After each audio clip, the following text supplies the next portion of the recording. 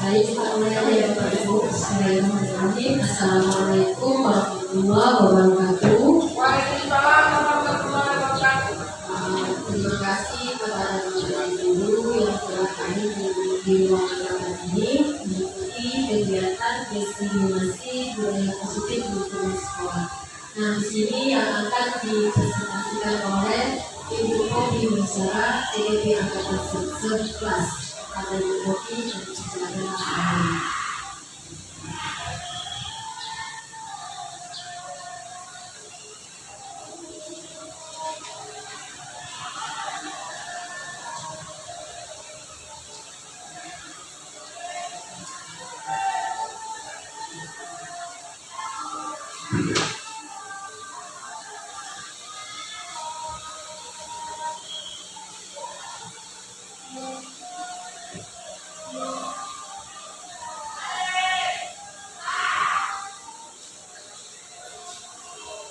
Assalamualaikum warahmatullahi wabarakatuh. Waalaikumsalam warahmatullahi wabarakatuh. Selamat siang Bapak Ibu guru semuanya. Selamat siang. Sebelum mulai kegiatan ini, alangkah baiknya kita berdoa dulu ya Bapak Ibu. Baik, saya minta doanya Bapak Cang untuk memimpin doa.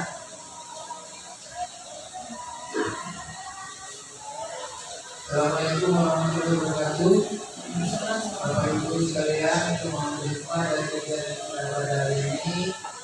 Pada kita berdoa lebih dahulu. Dalam hal ini saya akan memandu secara Islami untuk Bapak Ibu yang berdoa lain mohon menyesuaikan.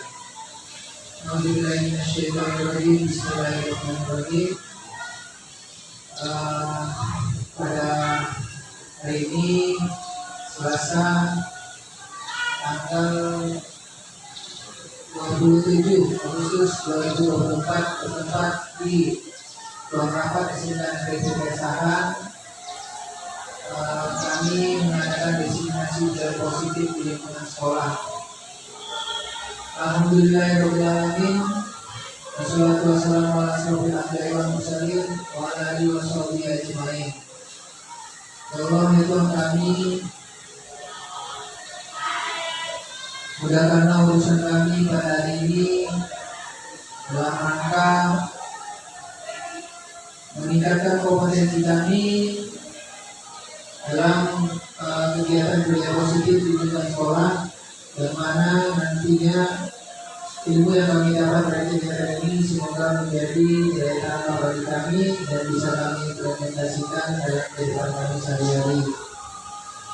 Semoga kegiatan ini juga membawa berkah bagi kami dan peserta didik kami serta warga sekolah kami menjadi lebih baik nanti di kemudian hari kelak. Ya Allah, ya Tuhan kami, berilah kami kemudahan dalam menimba ilmu dan menyalurkan ilmu yang kami dapat kepada orang lain. Ya Allah, ya Tuhan kami, ampunilah dosa kami, dosa pembimbing kami, dosa kedua orang tua kami, dosa guru-guru kami. Mudahkanlah kami dalam menuntut ilmu di dunia maupun ilmu sampai akhirat. Ya Allah, berilah kesehatan kepada kami, kemudahan rezeki, kemudahan dalam mencari ilmu, kemudahan dalam hidup di masyarakat, dan juga bimbinglah kami dalam jalan kebenaran. Rabbana atina fid dunya hasanah wa fil akhirati hasanah wa qina adzabannar. Subhana rabbika rabbil izzati amma yasifun wa salamun alal mursalin walhamdulillahi rabbil alamin.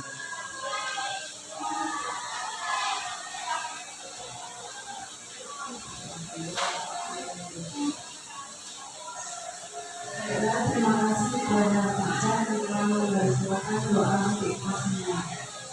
Bapak Ibu, sebelumnya saya mengucapkan terima kasih kepada Bapak Ibu yang sudah meluangkan waktunya untuk mengisi kegiatan saya di sini, yaitu dalam destinasi budaya positif di lingkungan sekolah. Sebelum memulai, kita belajar bismillah. Kita mulai Bapak Ibu, bismillahirrahmanirrahim. Di sini saya akan mendefinisikan budaya positif di lingkungan sekolah. Sebelumnya saya mohon maaf apabila nanti ada kesalahan dalam penyampaian salah atau kekurangan saya.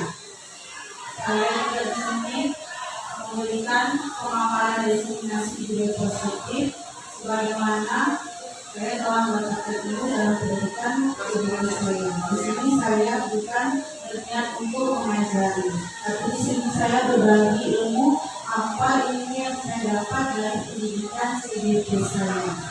Begitu ya Bapak Ibu. Baiklah, untuk mempersiapkan waktu kita mulai kegiatannya, yaitu budaya positif di lingkungan sekolah oleh saya pengusaha CBP Angkatan 11 SMK di SPP Asahan. Perkenalkan, ini adalah fasilitator saya, Bapak Fariza Angkatan Tanjung MPD, dan pengajar praktek saya Ibu Khairunisa SPD. Oke, selanjutnya di sini kita membahas tentang budaya positif. Ya, Bapak Ibu pasti pernah mendengar istilah budaya positif. Benar enggak? Ya, jadi di sini saya ada membagikan kertas. Nanti kertas ini Bapak Ibu isi sesuai dengan pendapat Bapak Ibu. Apa itu budaya positif?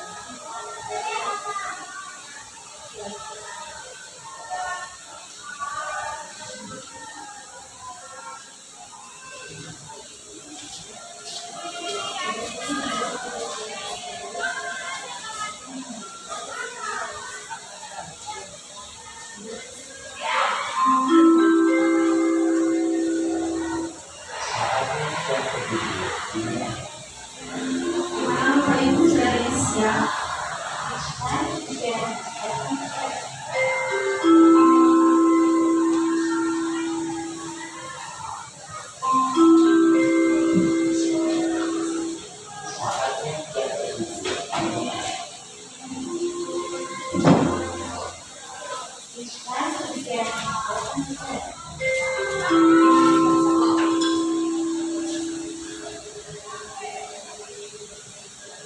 Sudah Bapak Ibu?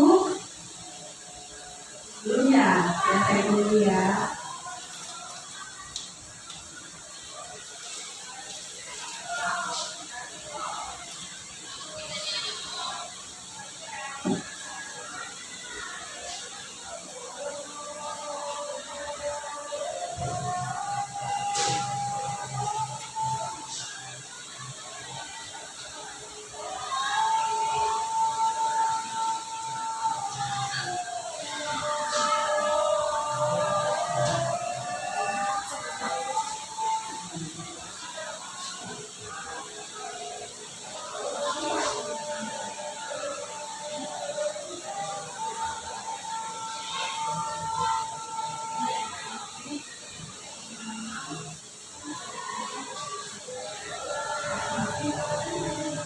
Sudah ya, kita mulai aja ya Bapak Ibu ya. Oke ya, kita mulai dari Ibu Rahma.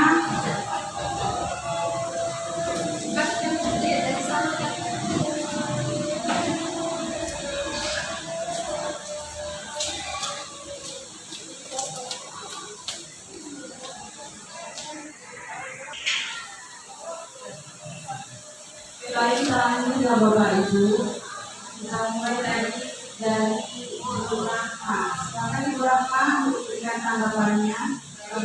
Terima kasih Bu Popi. Di sini menurut saya budaya positif itu adalah suatu nilai-nilai atau keyakinan dan kebiasaan yang diterapkan di sekolah atau lingkungan yang tujuannya berpihak pada guru. Terima kasih. Terima kasih Ibu Rahma. Selanjutnya pada Bapak Caniago untuk memberikan tanggapannya. Terima kasih pada Bu Popi. Menurut saya budaya itu sehubungan dengan kebiasaan dari seseorang. Sedangkan positif itu sehubungan dengan suatu hal yang baik. Jadi kalau diambil dari budaya positif di sini,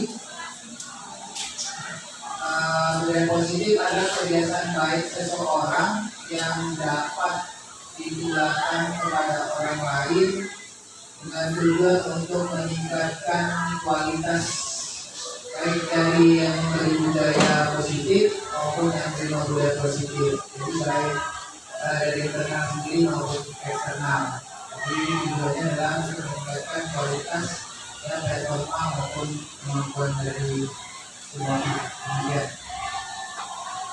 Terima kasih pada Bapak Chan yang telah memberikan pendapatnya. Selanjutnya, Ibu Helena.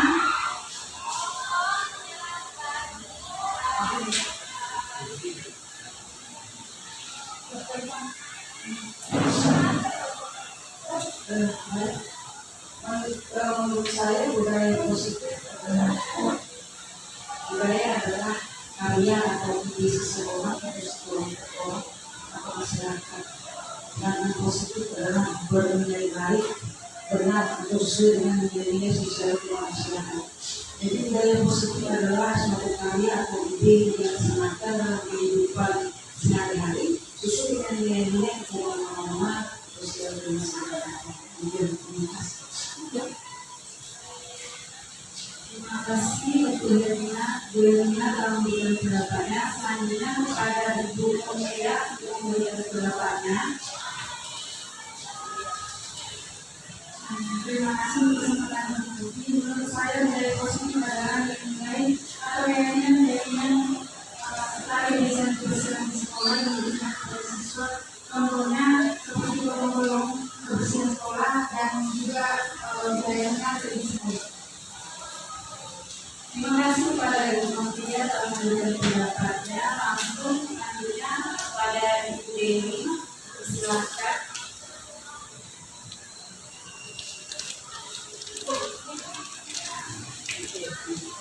Terima kasih. Menurut saya budaya positif adalah hal ataupun perilaku baik yang telah menjadi kebiasaan dari seseorang atau sekelompok orang yang berguna untuk dirinya sendiri maupun untuk orang lain.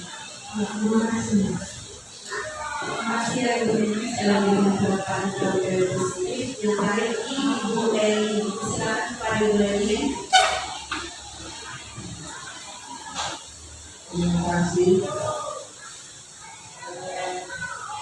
Seperti sekolah yang sudah baik, seperti budaya senyum, sapa, salam adalah untuk menjadikan lingkungan sekolah kita ini menjadi lingkungan yang baik dan enak di lingkungan kita. Terima kasih pada Ibu Dewi yang sudah memberikan pendapatnya. Baiklah, dari beberapa pendapat Bapak Ibu yang saya sampaikan tadi,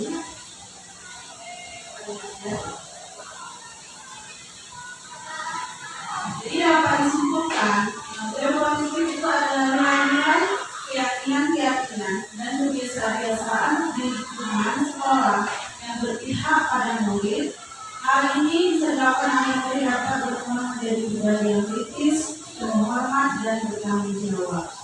Ini yang bisa disimpulkan dari semua pendapat tentang budaya positif. Bagaimana Bapak Ibu? Apakah sepakat dengan pengertian dari budaya positif ini? Sepakat. Yang Bapak Ibu.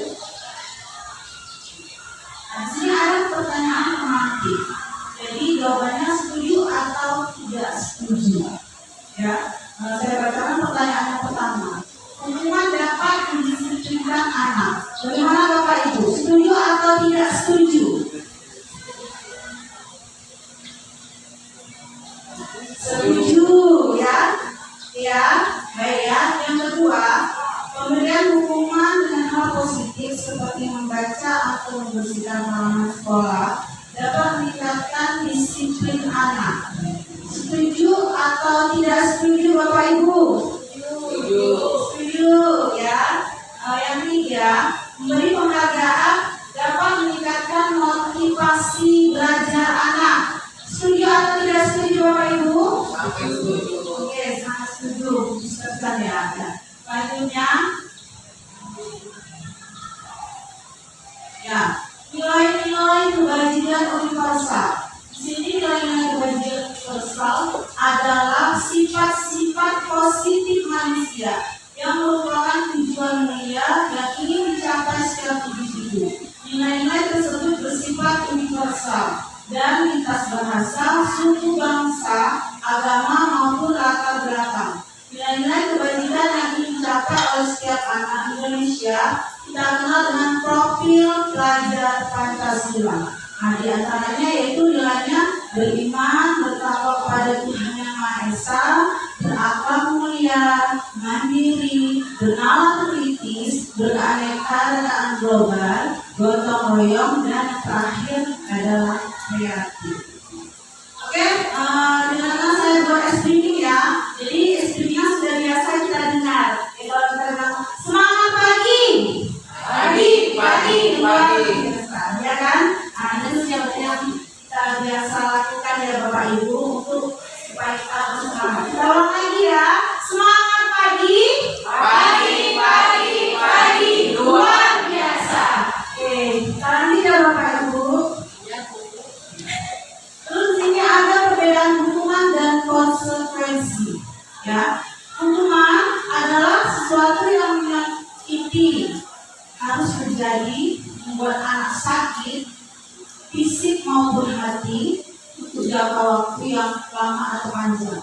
Kemudian anak memiliki kedisiplinan, paksaan, mendorong anak menyakiti diri sendiri, konsep diri yang buruk, anak belajar untuk menyembunyikan kesalahan, marah, rasa bersalah, dipermalukan, dan merasa tidak dihargai. Itu adalah salah satu dari hukuman.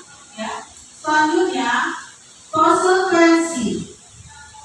Konsekuensi itu adalah sesuatu yang harus terjadi membuat anak merasa tidak nyaman dalam jangka waktu yang pendek. Anak bernada disiplin, stimulus tanggapan, mendorong anak agar mudah menyelesaikan diri, konsep diri yang baik, anak belajar untuk mematuhi peraturan, berjalan hak, dibuat tidak nyaman, diasingkan untuk sementara jangka waktu. Jadi tadi kalau kita lihat antara hukuman dan konsekuensi, salah satu perbedaannya adalah terletak di jangka waktunya juga ya kan Bapak Ibu. Bagaimana kalau di hukuman dia jangka waktunya bisa jangka waktu yang panjang, sedangkan konsekuensi tadi jangka waktunya yaitu pendek. Kemudian sini ada salah satu soal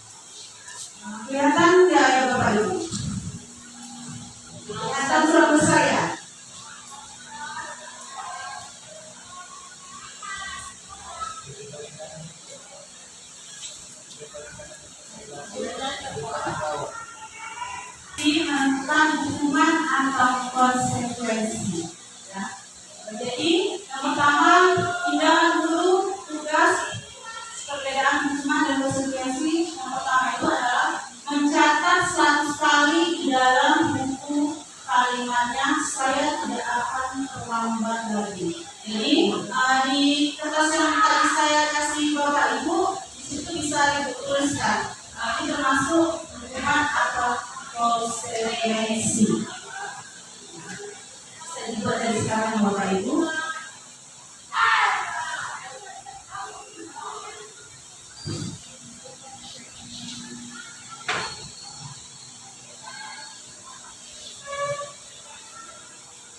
Dari soalan kedua, ketiga.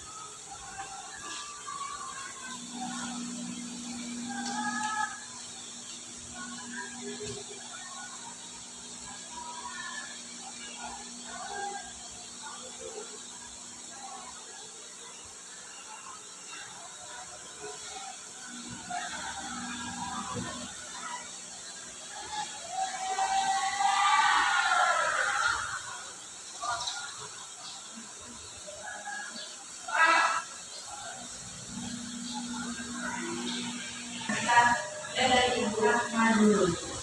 Silakan Ibu Rahma.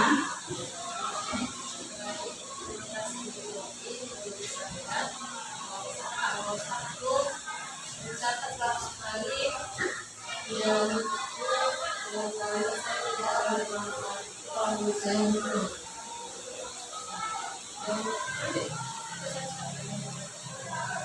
Ya, yang kedua. Lalu mengenai lapangan basket 2 kali pernah terlambat di sekolah ada hukuman. Orang yang kedua. Bapak kan yang ketiga. Ketiga, murid diminta usaha 15 kali karena tidak menggunakan masker ke sekolah. Akibatnya ini dengan hukuman.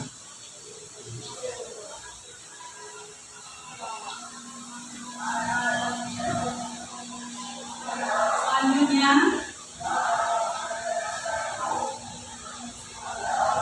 kemudian tugas teman telah dicuri-curi semua.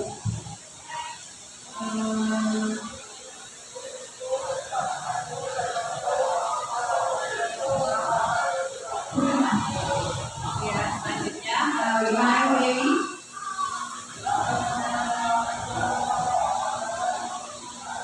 membersihkan tumpahan air yang ditulis karena tersenggol pada saat belajar itu konsekuensinya karena tidak menyebabkan. Selanjutnya, konsekuensi bagaimana? Murid disuruh untuk tidak mengenakan sepatu seharian di sekolah karena tidak menggunakan sepatu hitam adalah sebuah konsekuensi karena sepatu masih berhubungan dengan alas kaki.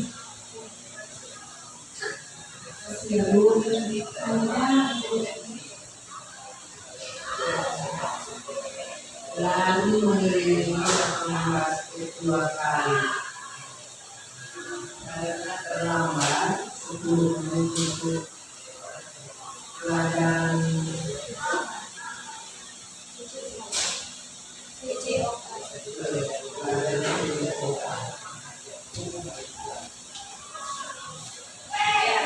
Ya, Bapak Ibu, kita lihat jawaban satu.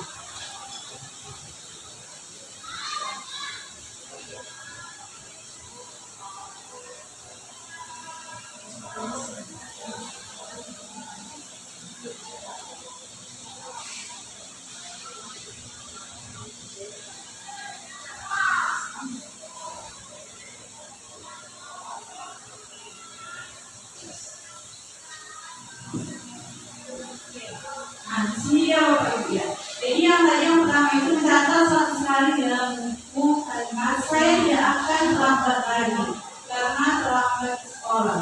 Ya, di sini dia adalah berlampaknya adalah hukuman. Ya, jadi hukuman karena dia berlambat salah satunya adalah fisiknya. Dia disuruh untuk mencatat 100 kali. Selanjutnya yang kedua itu lari mengelilingi lapangan basket 2 kali dan terlambat hadir di sekolah. Ya, sama hukuman juga. Yang ketiga, murid diminta untuk push up 15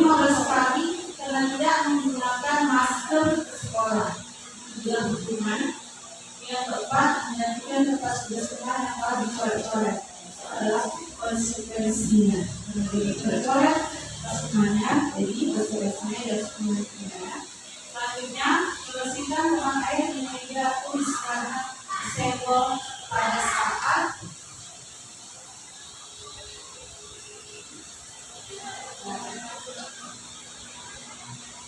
Bersihkan dengan air yang tidak tulis karena senggol pada saat belajar adalah konsekuensinya. Ya, selanjutnya murid disuruh untuk menggunakan sepatu seharian di sekolah karena tidak menggunakan sepatu hitam, jadi dia berbentuk begini.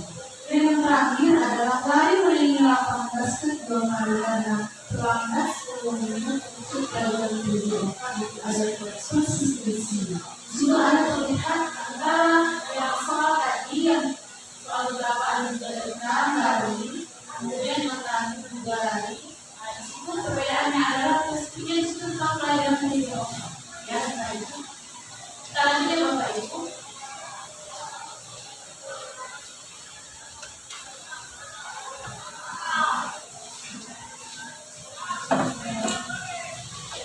Keyakinan doa. Ya Bapak Ibu. Ya pasti ya kan. Jadi keyakinan kelas itu apa? Saya ini Bapak Ibu juga berpendapat. Bisa dibuat kelas sampai dengan ya.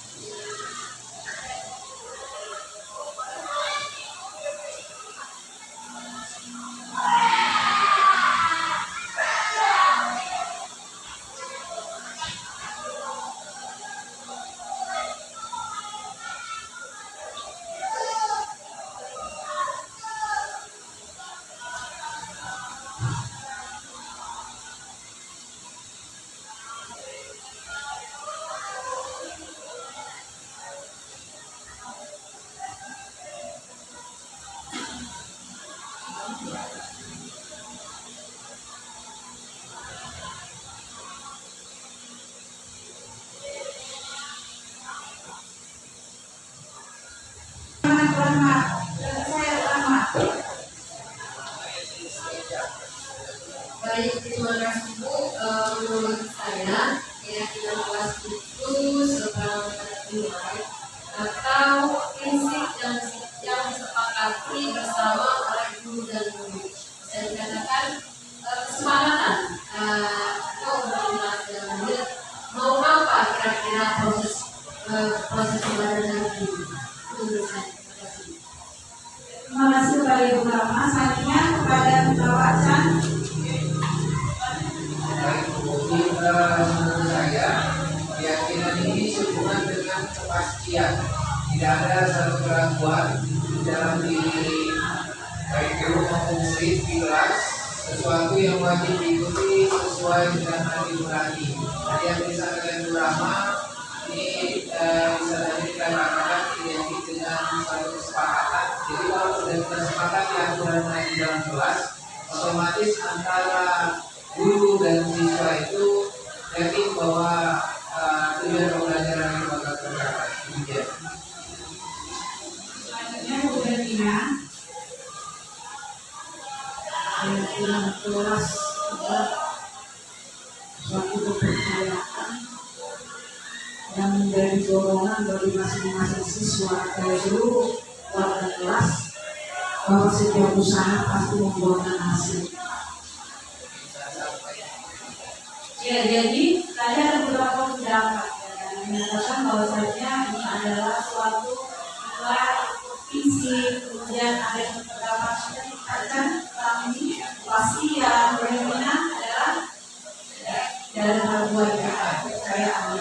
Jadi kita bisa menyimpulkan bahwa keyakinan kelas adalah suatu nilai dan prinsip yang disepakati oleh guru dan siswanya, kemudian untuk dilakukan menjadi hal-hal yang positif, nilai-nilai yang berhubungan dengan profil pelajaran yang di sini. Ya, Bu, selanjutnya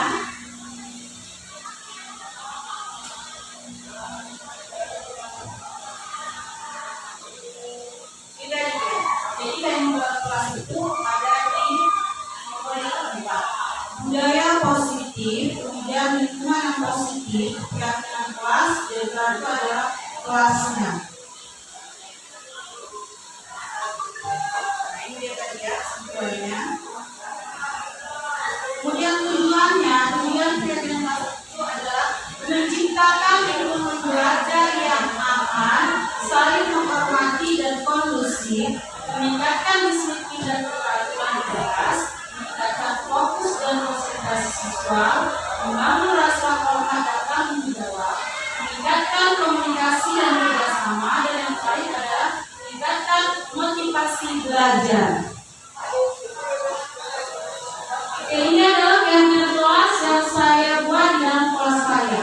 Jadi yang pertama adalah menghormati satu sama lain, kemudian datang tepat waktu, baca doa di awal dan di akhir pertemuan, kemudian menjaga kebersihan kelas, bersikap jujur dan tanggung jawab, dan yang terakhir bekerja sama dengan baik. Jadi inilah dia keyakinan kelas yang saya buat di kelas saya. Ya Bapak Ibu, Bapak Ibu sudah punya keyakinan kelas masing-masing kan Bapak Ibu? Ya, ya. Kemudian di sini ada penyelesaian masalah dengan tabel Y dan T. Di sini ada yang yaitu salah satunya terdengar, terlihat, berperilaku. Jadi di sini salah satu contoh sifat yang berhubungan dengan keyakinan kelas juga adalah tindakan yang saling menghargai. Jadi saling menghargai itu terdengarnya bagaimana? Dia berbicara itu sopan dan santun. Selanjutnya terlihat. Terlihat itu dia terlihat berbicara pada temannya dengan melakukan posisi yang sopan dan santun ya. Misalnya kalau berbicara pada orang yang tua, dia akan memberikan ada yang lembut, tidak keras. Selanjutnya bila ya Bapak Ibu. Selanjutnya tabel T, tabel T ini memiliki dua, yaitu tampak seperti dan tidak tampak seperti. Jadi dari salah satu keyakinan kelas tadi saya mengajari yaitu yang tampak itu dia melakukan saat bertemu dengan yang lebih tua, dia menyapa, kemudian dia menyapa, kemudian dia berjalan itu menunjukkan badannya. Kemudian yang tidak tampak itu seperti ucapannya, dia memberikan ucapan yang sopan dan santun. Itu adalah budaya sebagai dan tabel. Selanjutnya Bapak Ibu, sebelum nanti ini kita mulai dulu sedikitnya biar semangat lagi ya. Oke, semangat pagi, pagi luar biasa. Oke, kita lanjut ya Bapak Ibu. Ya, selanjutnya adalah kebutuhan dasar manusia.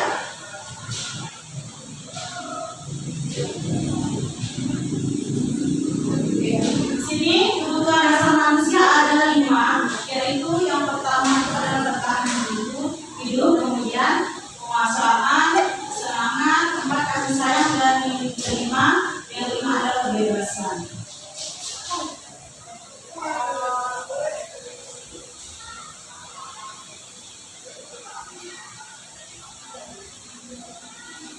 Kebutuhan bertahan hidup adalah kebutuhan yang bersifat fisiologis untuk bertahan hidup, misalnya kesehatan, rumah, dan makanan. Kebutuhan biologis sebagai bagian dari proses reproduksi termasuk kebutuhan untuk tetap bertahan hidup.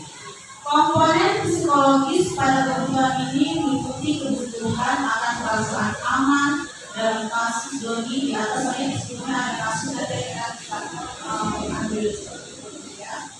Selanjutnya kasih sayang dan rasa yang diterima adalah kebutuhan untuk diterima. Kasih sayang dan rasa diterima adalah kebutuhan psikologis, kebutuhan untuk disayangi dan diterima, kebutuhan akan hubungan dan koneksi sosial, kebutuhan untuk diterima kasih sayang, dan kebutuhan untuk merasa menjadi bagian dari suatu kelompok. Kebutuhan ini juga mengikuti keinginan untuk dekat dengan orang lain, teman, keluarga, pasangan hidup, teman kerja, binatang pemeliharaan, dan kelompok dengan kita tergabung. Selanjutnya kebutuhan penguasaan. Penguasaan ini adalah benar-benar kekuatan untuk mencapai sesuatu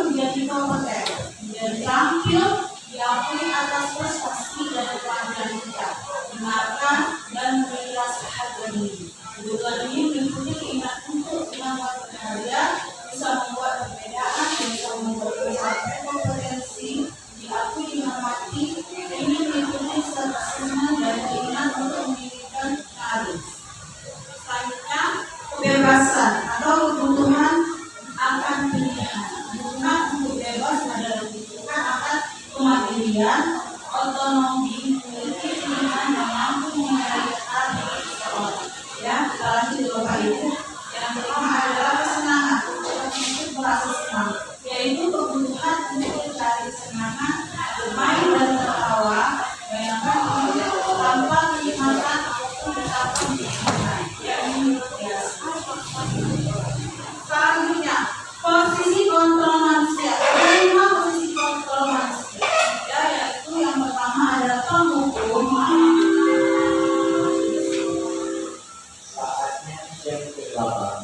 Penghukum bisa menggunakan hubungan fisik maupun digital. Orang yang dalam posisi hukum senantiasa mengatakan bahwa sekolah memerlukan sistem atau alat yang dapat lebih mengatur lebih dalam lagi, yaitu guru yang melakukan posisi hukum akan berkata kekuatannya patuhi aturan saja atau awas.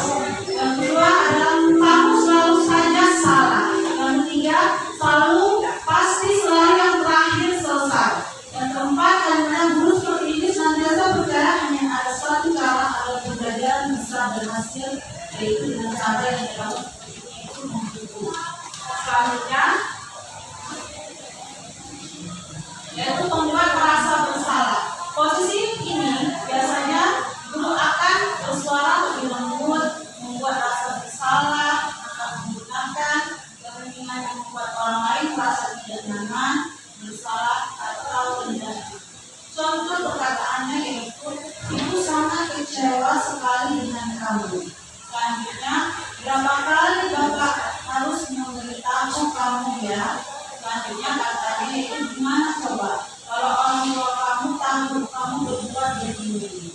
Posisi ini murid akan memiliki penilaian diri yang buruk tentang diri mereka. Mungkin merasa tidak berharga dan tidak menyalahkan orang-orang yang ini. Selanjutnya Bapak Ibu, oke, ini adalah posisi kontrol sebagai teman. Yaitu guru pada posisi ini tidak akan menyakitkan murid, namun akan tetapi berupaya mengontrol murid melalui persuasi. Teman pada guru bisa negatif ataupun positif. Positif di sini berupa hubungan baik yang terjalin antara guru dan murid. Guru di posisi teman menggunakan hubungan baik dan benar untuk mempengaruhi seorang. Mereka akan berkata, yaitu kata-katanya, ayo bantulah ini bapak ya. Kali ini nanti tidak bantu bapak sama ini.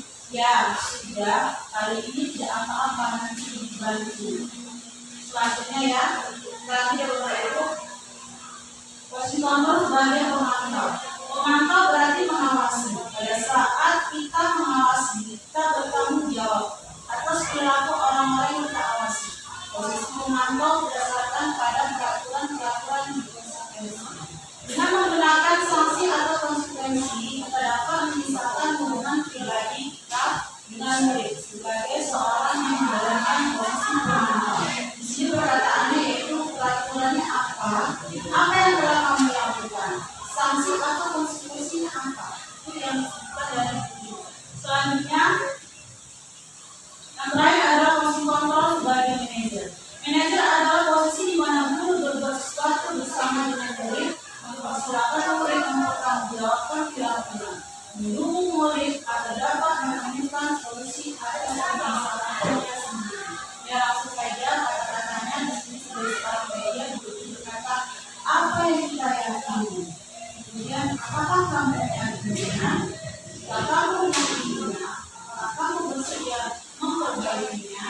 Jika kamu memperbaikinya, jadi bukan apa tentang dirimu, apa rencana kamu untuk memperbaikinya? Tugas seorang manajer bukan untuk mengatur perilaku seorang. Kita membimbing murid untuk dapat mengatur dirinya. Seorang manajer bukanlah memisahkan murid dari kelompoknya, tapi mengambil murid tersebut untuk kelompoknya dengan lebih baik dari dan kuat. Ya, jadi di sini posisi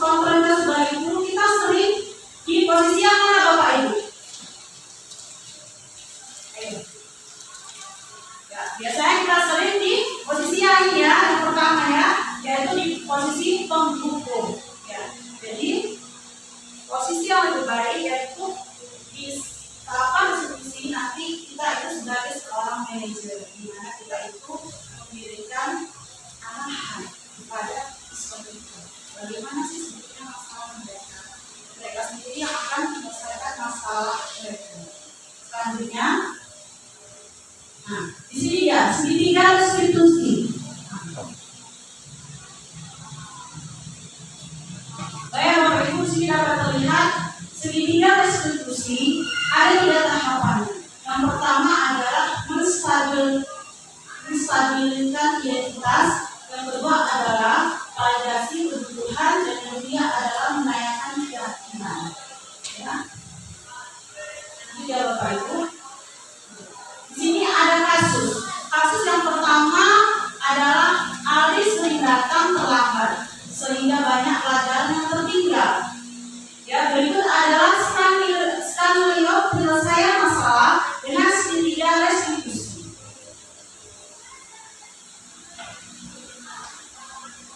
Ini ada videonya ya Bapak Ibu.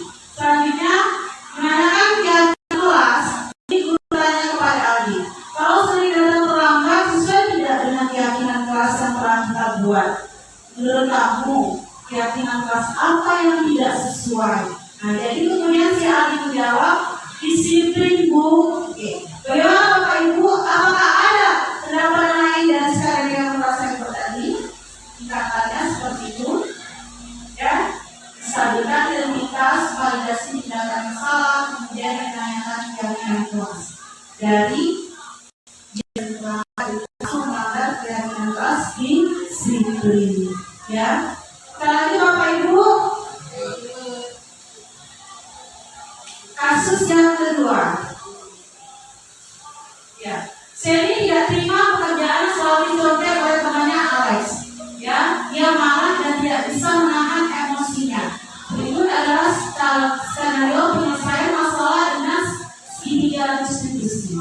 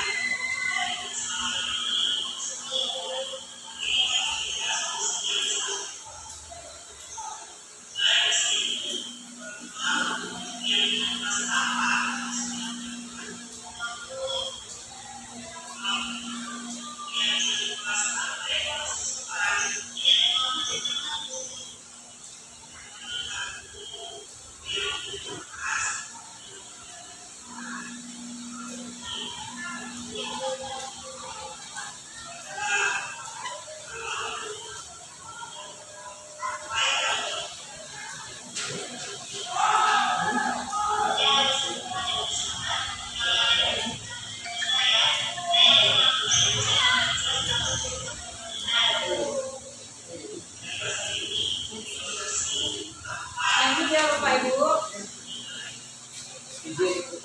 menstabilkan identitas itu adalah Semi, Ibu baru saja mendapatkan laporan dari ketua kelas ya. Katanya kamu baru saja bertukar dengan Alex. Semi menjawab, iya Bu, habisnya saya kesal. Kemudian validasi tindakan yang salah.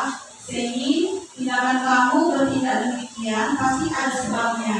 Lalu apa yang menyebabkan melakukan tindakan demikian? Kemudian Semi menjawab, iya Bu, habisnya saya kesal. Dia terus-terus mencoret tugas saya. Bukan hanya tugas, tetapi PR saya juga. Kemudian menanyakan keyakinan kelasnya, guru, baiklah Semi, kamu tahu keyakinan kelas apa yang sudah kamu buat? Semi menjawab, tahu Bu. Lalu guru, kalau begitu keyakinan kelas apa yang tidak sesuai? Ini adalah saling menghormati. Keyakinan kelasnya ya adalah saling menghormati. Oke, ini dari sekarang yang beda lagi. Kalian juga Bapak Ibu. Kemudian ada refleksi dari kegiatan ini.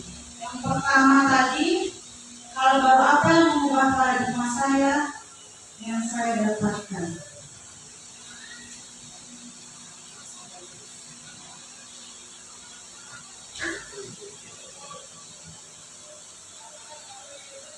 Ya, baru apa yang mengubah paradigma saya yang saya dapatkan. Nomor pertama, apa yang dijawab tadi, Bapak Ibu?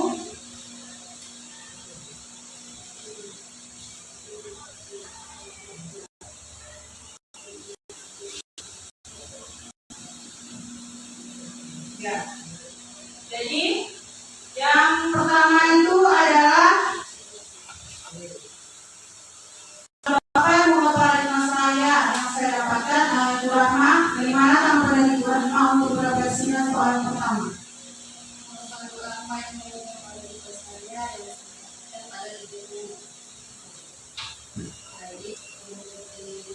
Saya temukan bahwa anak saya tentang disiplin dan motivasi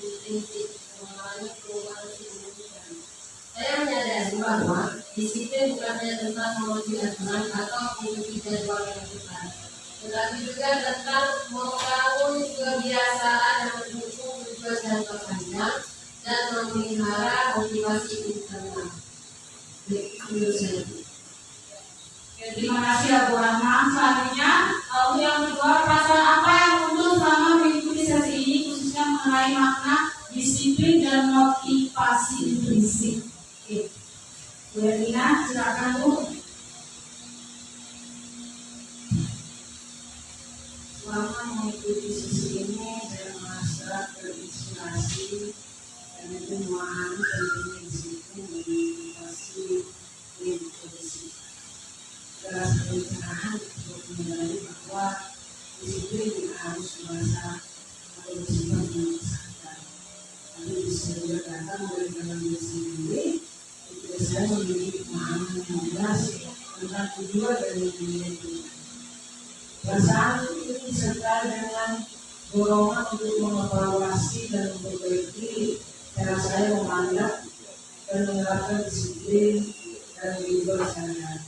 Saya merasa motivasi untuk menerapkan konsep motivasi intrinsik dengan lebih efektif serta lebih memahami bagaimana lingkungan dan kebiasaan dapat mempengaruhi motivasi dan disiplin saya. Terima kasih Bu Erlina.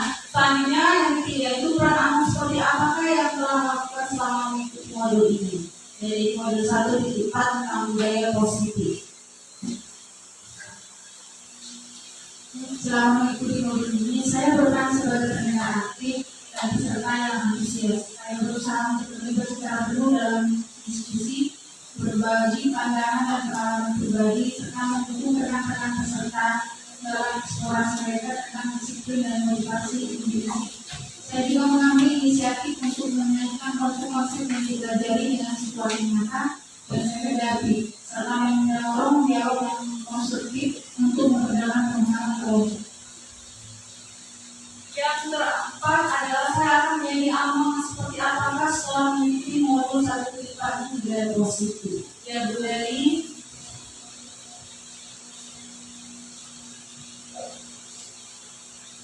Setelah mengikuti modul ini, saya berkomitmen untuk menjadi anggung yang lebih inspiratif dan mendukung. Saya akan berfokus pada penerapan prinsip disiplin dan motivasi intrinsik dalam kehidupan sehari-hari dan dalam interaksi dengan orang lain. Sebagai anggung, saya ingin menciptakan lingkungan yang positif dan mendukung, di mana setiap individu merasa termotivasi untuk mencapai potensi penuh. Saya juga akan berusaha untuk berbagi pengetahuan dan pengalaman saya tentang bagaimana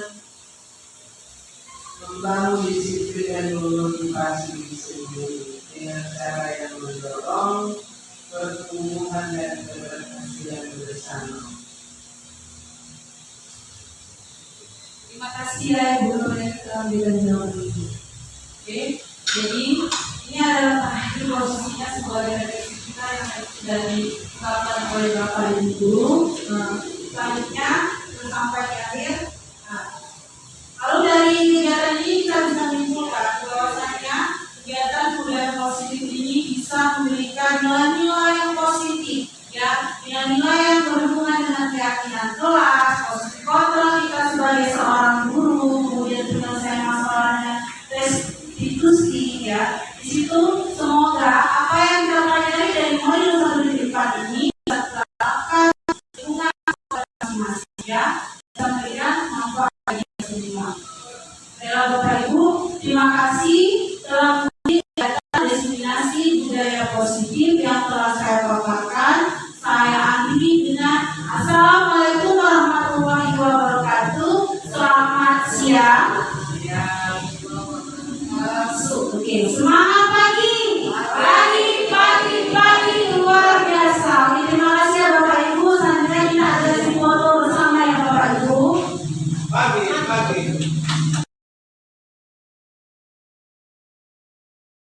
Untuk